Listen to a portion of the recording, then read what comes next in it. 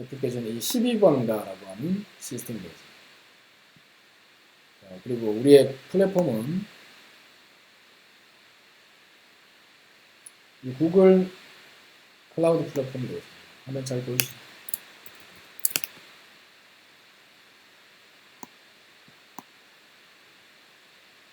구글 클라우드 플랫폼이 되겠습니다. 자, 여기에 보시면 클러스터 뭐 서비스 이렇게 되어 있는데 이 서비스들이 이만큼 마이크로 서비스라고 합니다. 하나씩. 앞서 한번 우리 분석돼 본 것처럼 UI가 있고 주문 서비스, 프로덕트 서비스, 그 다음에 인증을 위한 인증 서버, 마이 페이지, 대시보드죠. 그 다음에 데이터 통로가 되는 카프카 서버가 있고요. 그러니까 큐죠. 그 다음에 게이트웨이가 있습니다. 게이트웨이, API 게이트웨이, 그리고 딜리버리 서비스 이렇게 배경적인 서비스와 실제 마이크로, 도메인 마이크로 서비스까지 전체 10개 이상이 지금 서비스가 올라있는 것을 확인할 수가 있습니다. 이 단위 마이크로 서비스들이 결국은 이런 UI를 통해서 이제 결과화된 거고요. 먼저 로그인을 제가 한번 해보겠습니다. 자, 로그인 버튼을 누르면 우리가 이 IAM 서버를 통해서 토큰을 얻어와서 로그인 상태를 유지하게 됩니다.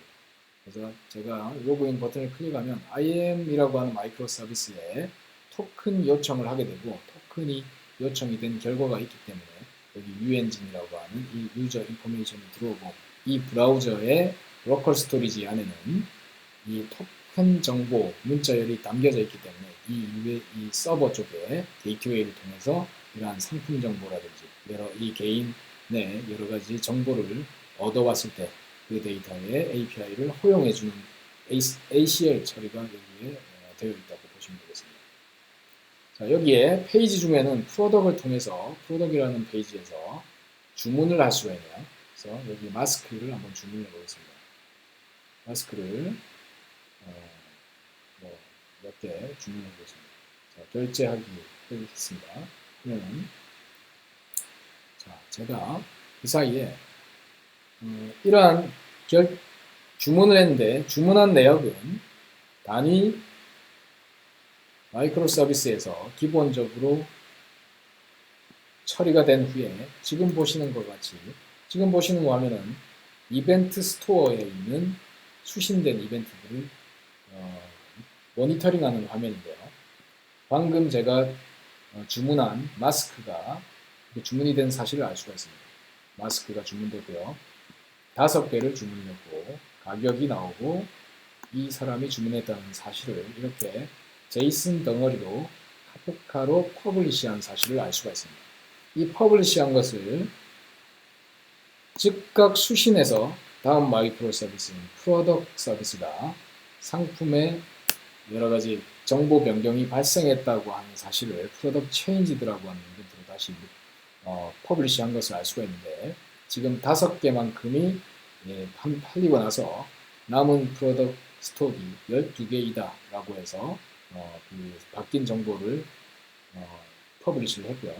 그 다음에 딜리버리라고 하는 배송 마이크로 서비스가 이 해당 주문건에 대한 딜리버리를 스타트를 했다라고 하는 이벤트가 퍼블리시된 것을 확인할 수가 있고요.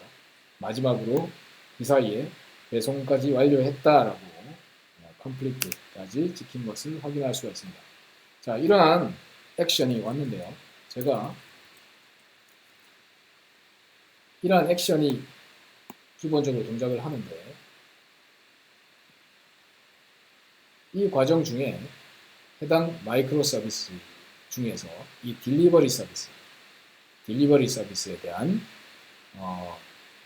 장애 상황을 연출해 보도록 하겠습니다. 이 딜리버리라고 하는 서비스가 장애 상황이 생긴다 하더라도 우리가 목표하는 시스템은 주문이 문제없이 처리가 되어야 됩니다. 그래서 이 딜리버리 서비스의 레플리카 개수를 제로로 설정을 하겠습니다. 제로로 설정한다는 이야기는 해당 마이크로 서비스의 레플리카를 제로로 설정하기 때문에 해당 마이크로 서비스가 하나도 없는 상황이 연출된다는 거죠. 그래서 이 설정을 한 후에 제가 다시 주문을 해보도록 하겠습니다. 설정되는데 시간이 좀 걸리겠죠. 그 사이에 주문서를 일단 작성을 하겠습니다. 주문서를 작성하기 위해서 프로덕으로 다시 들어가고, 자, 아까는 마스크를 주문했는데 이번에는 TV를 주문을 해보도록 하겠습니다. TV를 주문하기 위해서 바이 버튼을 클릭을 했고요. 자, 화면만 제가 준비한 상태입니다. 자, 화면만 준비한 상태고요. 이 딜리버리 작업부에 한번 다시 레플리카가 내려갔는지를 확인을 해줘야 됩니다. 우리는 파드가 아직 떠 있다는 사실을 알 수 있죠. 딜리버리 상태가. 그렇기 때문에 파드가 내려갈 때까지 우리는 조금 기다려 주겠습니다. 네, 이제 그 사이에 딜리버리에 대한 인스턴스가 모두 내려간 것을 확인할 수가 있고요. 그래서 우리는 TV를 결제를 해보도록 하겠습니다. 자, TV 결제는 문제없이 처리가 되었습니다. 처리가 되었고, 내 구매 목록에, 마이 페이지 구매 목록에 갔을 때 구매 사항에 이렇게 TV가 7번째 항목, 이 항목에 추가된 것을 확인할 수가 있습니다. 추가되었는데 배송 준비 중에서 상태가 변경되지 않는 것을 확인할 수 있습니다. 우리가 앞서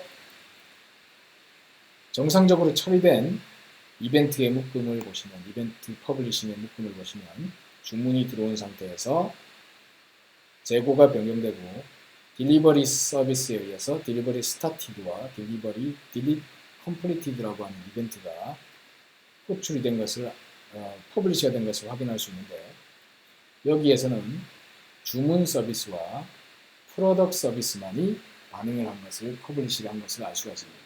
배송 서비스가 내려가 있기 때문인 거죠. 자, 그렇다면 우리가 그 결과로서 지금 보시는 것처럼 배송의 준비 중인 상태로 머물러 있고, CQRS를 통한 화면에, 그리고 UI 매시업에서도 배송 칼럼에 있는 내용들은 하나도 표시가 되고 있지 않은 것을 확인할 수가 있습니다. 자, 무슨 이야기냐면 배송 상태에 대한 칼럼은 UI를 통해서 호출한 결과에서 와야 되는데 배송 서비스가 내려가 있다는 것을 여기서 확실히 보여주는 것이죠.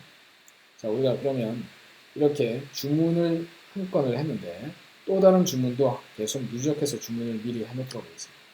자, 주문을 아무리 하더라도 주문 서비스는 전혀 문제 없다는 것을 여기서 먼저 보여드리고자 하는 겁니다. 자, 마스크를 추가 구매를 해보겠습니다. 5개, 5개 정도에 다시 추가 구매를 했습니다. 마찬가지 구매가 성공적으로 이루어졌고,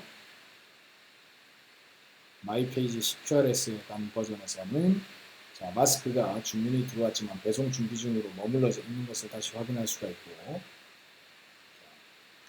마이페이지 UI 매시업으로 구성된 조회 페이지에서도 해당 주문이 들어왔지만 그것이 배송 상태는 표시되지 않는 것을 확인할 수 있습니다. 자, 이 상태에서 우리는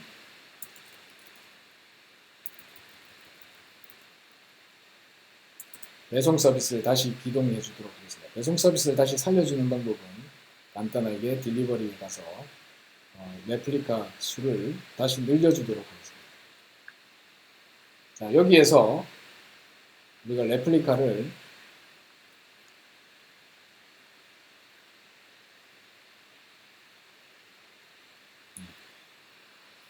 하나를 추가했습니다.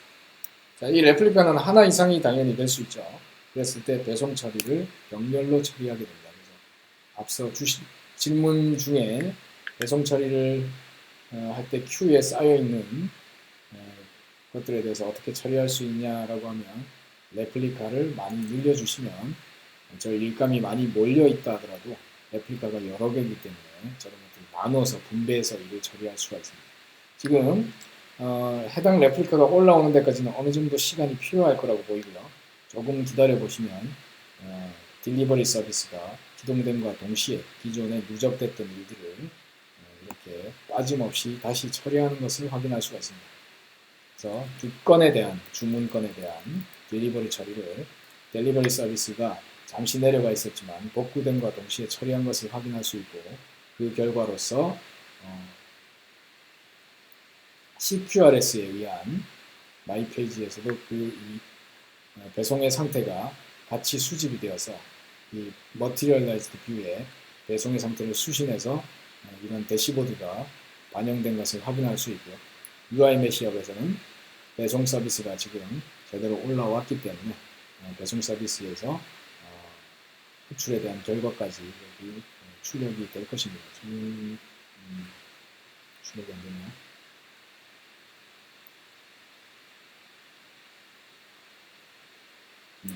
이건 확인을 좀 해봐야 되겠네요. 여기도 같이 출력이 되겠죠. 배송 서비스가 올라왔기 때문에 UI 메시업 상에서도 표시가 되는 것이 옳습니다. 자, 그리고 여기까지가 이제 이런 잠시 나왔다가 하는데요. 아마 자바스크립트 오류가 아마 있어서 지금까지 구글 클라우드를 통해서 이렇게 봤는데요. 구글 이 클라우드에는 이러한 클러스터가 있습니다. 지금 워크로드가 아까 보는 것처럼 여러 워크로드가 있는데요. 지금 저희는 세 대의 클러스터가 있고요.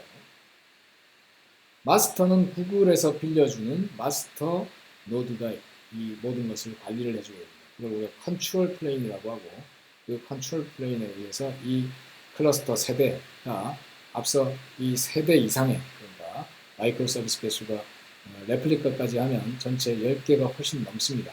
그런데 이 세대가 그걸 분배해서 일을 처리하고 있다는 거죠. 그래서 들어가 보면 각 노드가 세대가 있고 각 노드가 앞서 봤던 이 작업 워크로드들을 분배해서 일을 처리하고 있는 것을 여기서 확인할 수가 있습니다.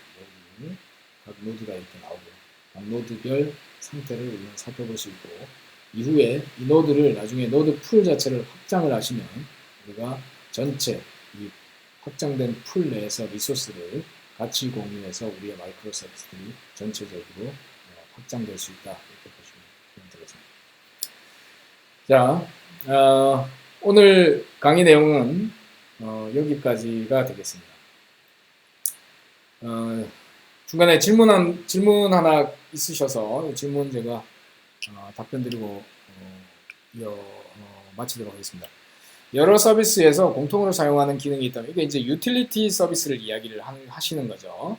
공통 기능을 각 서비스에서 통합해야 하느냐, 그러니까 코드 수준으로 해서 통합을 시켜서 그 공통 라이브러리로 그거를 각 서비스가 가져가야 되느냐 이 질문이신 것 같아요.